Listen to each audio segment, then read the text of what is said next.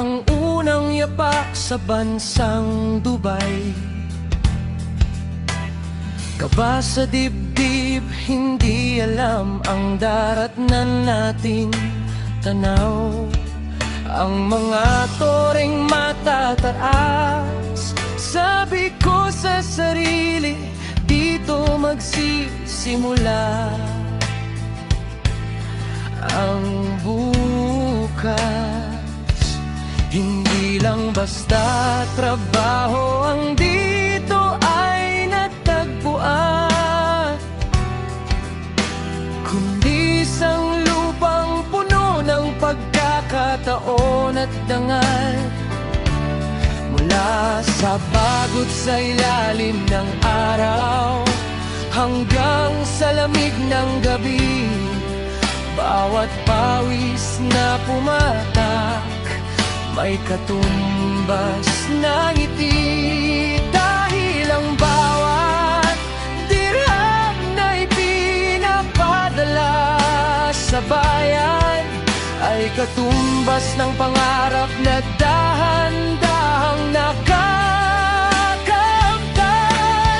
O Dubai, kislap mo'y hindi lang sa ginto at ilaw, kundi sa pag-asa sa amin ay laging nag-uunaw.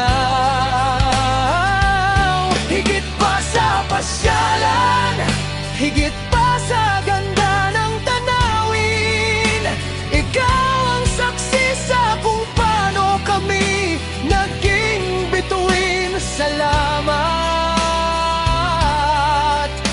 Dubai, aming pangalawang tahanan dito. Ang saya, walang hangganan.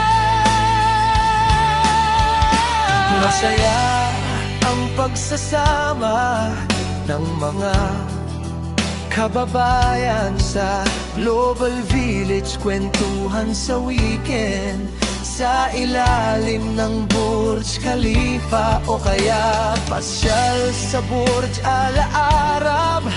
At mula Dubai Mall at Deira hanggang Marina sa Tuwa at Al Riga, bawat sulok may kwento at pagkakaisang totoo. Dito natuto kaming tumayo, lumaban at mangarap sa bansang ito. Ang hirap ay napapalitan ng sarap.